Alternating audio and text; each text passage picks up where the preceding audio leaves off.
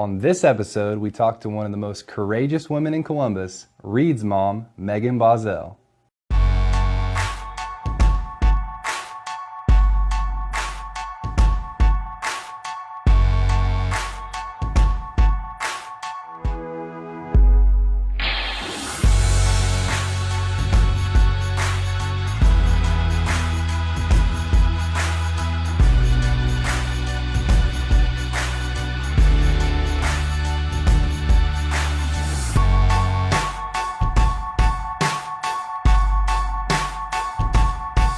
What's up, everybody, and welcome to another hashtag Celebrate Columbus show. My name is Josh Burnett, and as you can see, we've got a special guest with us today. I'm very excited to have her on the show. I've known her for a long time, since I think we were freshmen in high school. And I love her family. Her and her husband, Kevin, are awesome members of our community. I was really excited when I got the opportunity to sit down with her. We're going to go ahead and let her introduce herself to the community for those who might not know you, and tell us a little bit about you, your family, and what we're going to talk about today. All right. So I'm Megan Bozell, and I'm married to Kevin, who is a Columbus firefighter, and I'm a teacher at Clifty Creek Elementary School. That keeps me really busy. I teach second grade. I also am a mom. I have 4 beautiful babies, 2 here on earth with us and 2 in heaven, and I have a farming community that I'm in touch with. I'm also a daughter, a sister, all of those fun things. I also lead a support group for miscarriage, stillbirth, and infant loss at St. Peter's. So there's lots of things I get into around the community. Awesome. Well, what are we going to be talking about today specifically? Okay, today we're going to be talking about Reid's Race, which is coming up on April 8th. This is a fundraiser to bring awareness and money to SIDS research, as well as awareness in different communities, support groups. There's all different facets that this particular group endorses, and it also covers miscarriage and stillbirth. So we were a part of CJ Foundation for SIDS previously, and they've merged with First Candle to create CJ First Candle, and that is where we pulled in the miscarriage and the stillbirth. And since those are all of the different ways that I help offer support at Angels of Hope, it was really important to me to make that switch. So we're running for all of their lives, not just for SIDS babies. Awesome. Well, this is a very important topic, and we're excited to try to make a positive difference in our community through Reid's Race in this episode together. So let's get into the show.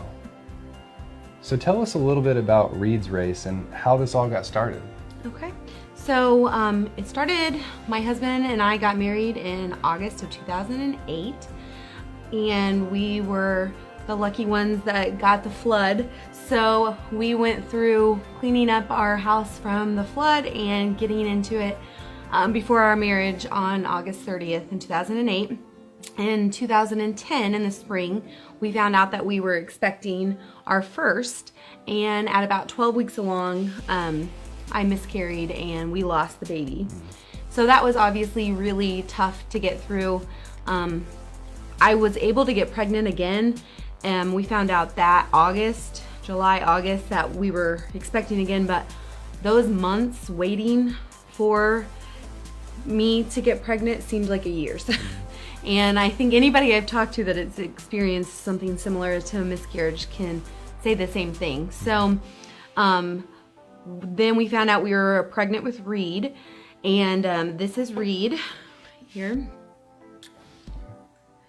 Okay, and he was born on April 12th, 2011, and he, dark hair, dark eyes, I know you remember. Yeah. Best thing about Reid were definitely his dimples. I'll have to show a picture in a little bit of his dimples. He got my dimples, and that was like our favorite thing. He was a mini me, so born healthy, and he was great, had a great giggle. He was a roller. I would lay him down on the floor and go into the kitchen, which was just in the next room, and he would have barrel rolled in there before I could get back and then be laughing. And so we just really enjoyed him a lot. On September 18th, it was a Sunday, We went to church as normal, and then I actually was in charge of a kind of a event trying to bring people into the church and outreach. And so we spent most of our day at church. My in-laws helped me with him a little bit, and he parked out in the shade. And we came home that night, and I put him to bed just like I always did, in his own room, in his own crib. And I woke up on Monday, September 19th, and you know, honestly, it's been one of the hardest things for me to admit, but I thought to myself, Reid's not awake. I'm gonna be able to get ready for work. Right. And so I started getting ready, and then I thought, you know, this is really odd because he slept through the night just fine, but usually first sound anybody made, you know, just like most kids, popped up. So I'm sure yours are the same way. So I went into his room and was calling his name and went over to touch him, and he was cold. And so I knew that something had happened. And so I picked him up and called 911, and I tried to resuscitate him until the ambulance arrived. And the hardest part during all of that was then I was thinking, I knew my husband was on duty then. He had been on duty the previous night, and I didn't want him to find out from the 911 call. So in between trying to resuscitate Reid, I was trying to get a hold of someone from Station 1 to make sure my husband had a way there. So we traveled to the hospital, and after he was entered, they pronounced him dead. So that was obviously he was 5 months and 1 week at the time, full of life. Had never had even an ear infection his entire life.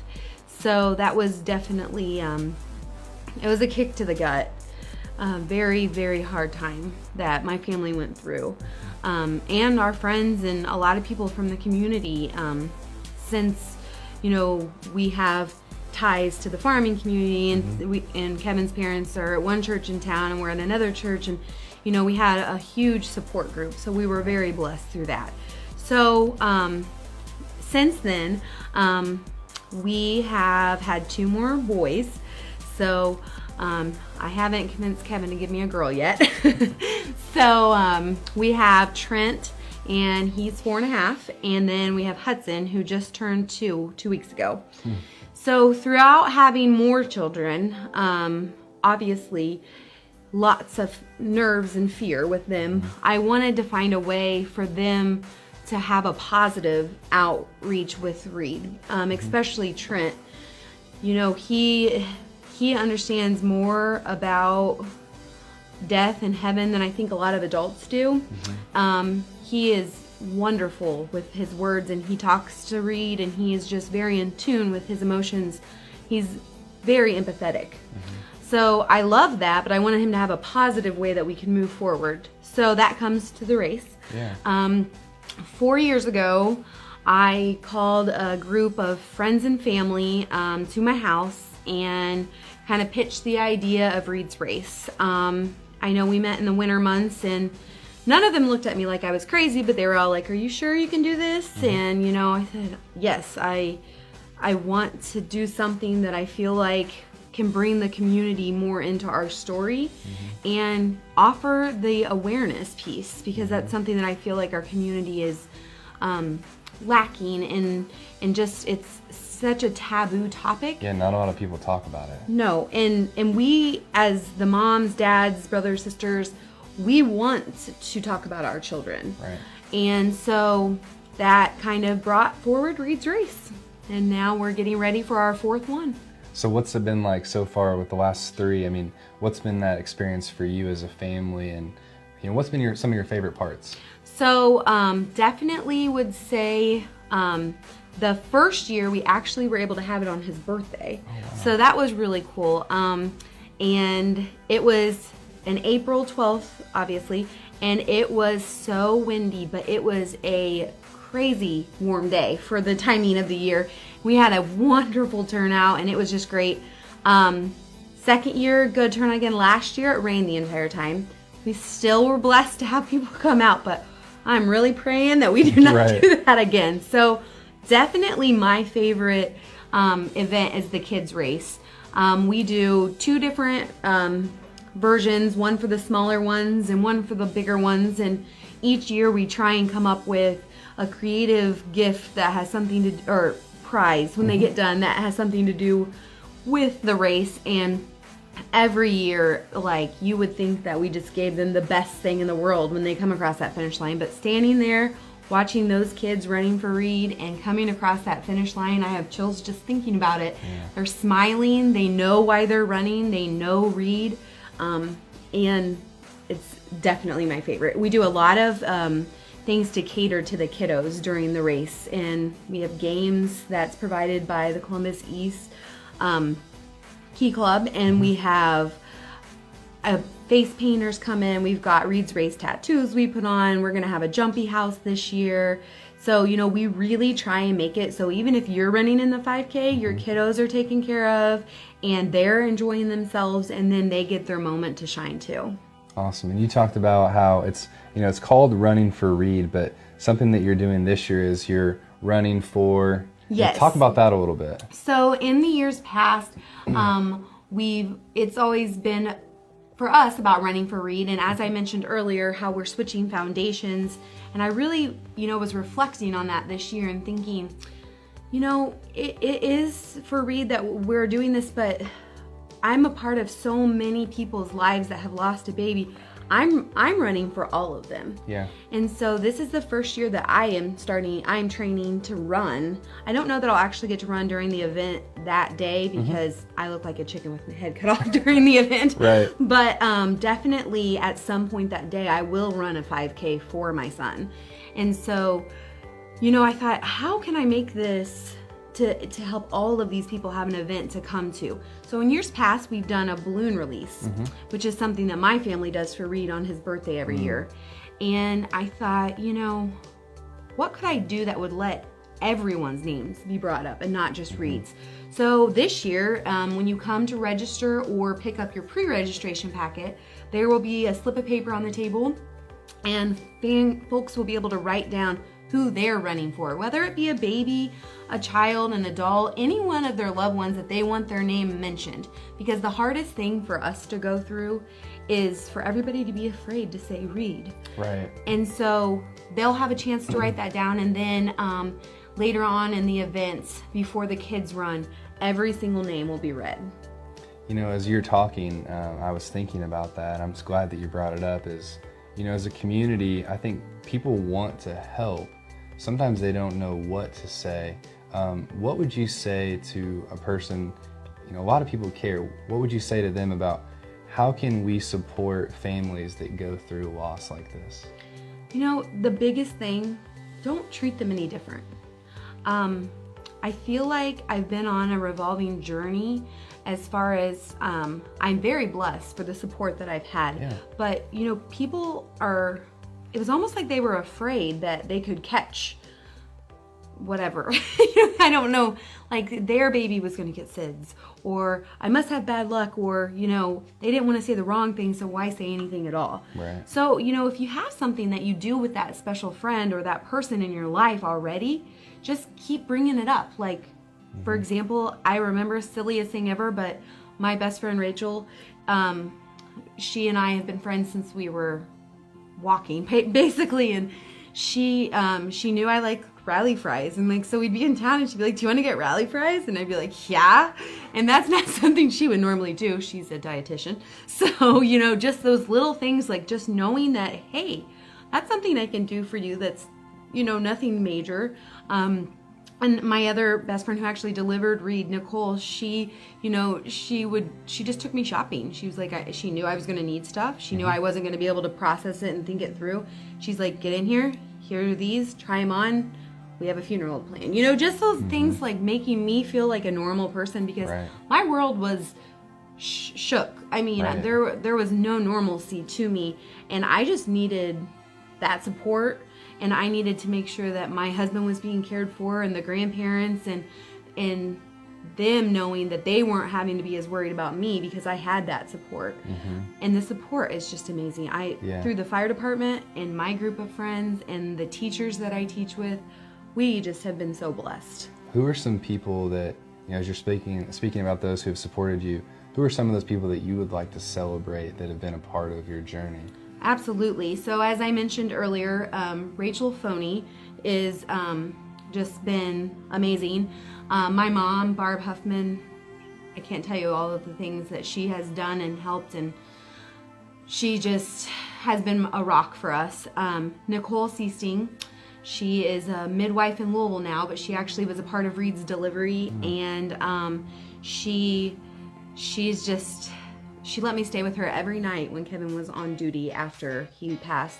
And I know it could have been easy having a house guest every 3 nights. For sure. And then we get to my church family. Kelly Hoflinger and her daughter Lane really helped us get the foundation of the 5K going, as they're big runners. Yeah.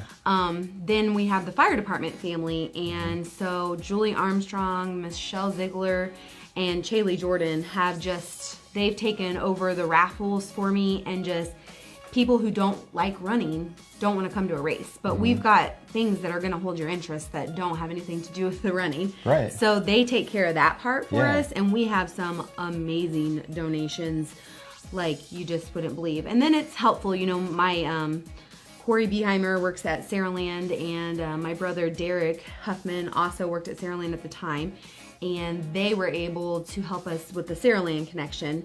And then I've got my other brother Evan Huffman and sister-in-law Stacy Huffman, and she takes care of all the volunteers, finds where they're going to be, where to put them, how to, and then I can't leave out Tammy Hanner. She is like my kid's extra grandma, and she is a rock for us too, and I could go on and on. Our cousin Lori, there's so many people to celebrate. Yeah. That's just my point.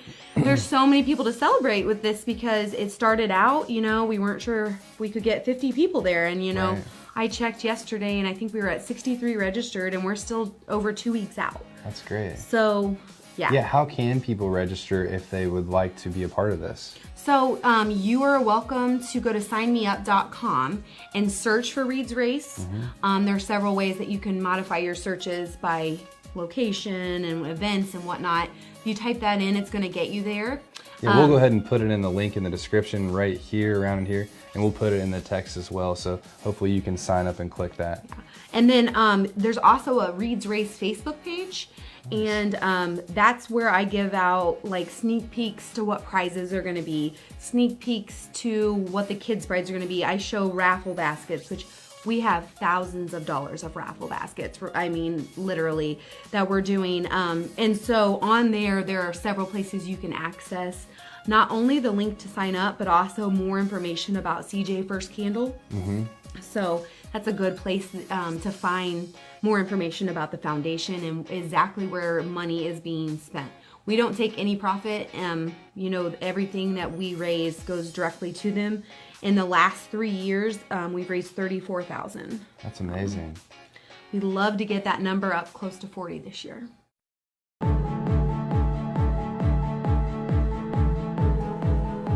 We are proud to say that Zeller Insurance is a local, independent, family-owned business established in 1972. Because we're local, we care about you and your insurance needs.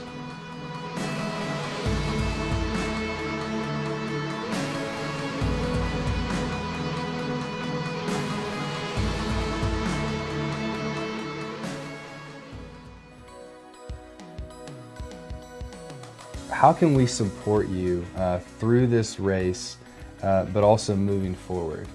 So basically, I would say, you might not be able to come to the event, and that's understandable. But there are other ways you can purchase t-shirts. There's 50-50 raffles that we start 1 week before the race goes on. And I can't remember, I think somebody won like $300 last year. Just getting that money going. People are like, I don't want to go to the race, but I want to do something. And like I said, there are things for you to do at the race that don't involve racing. So coming to the race that day and just showing your support is huge. I have been very blessed. Both of my OBGYN doctors have run the race almost every year. They delivered Reid. And this year, Dr. Taylor from Northside Pediatrics, he was Reid's doctor and my other boys as well, and he's running this year with some of his kids and sponsored the race this year. And So, I think just seeing those faces and those, you might not even be friends with me anymore, but you were at one point. All of those things help us. Your aunt who lost a baby in 1993 and has never been able to talk about her baby. Encouraging them to come to the race and really just letting that support be shown. It's a small thing to do. You don't have to say anything to us. You don't have to, come up and give us a hug. Just being there and raising money for the cause is awesome. If you're not financially able to come, you can still come that day. It's free. Just come and hang out and watch the kids have fun, because I know, like I said, that's definitely my favorite part. Yeah. We've been super blessed with sponsors this year. So we have already about $3,500 in that we've raised in gold and silver sponsors.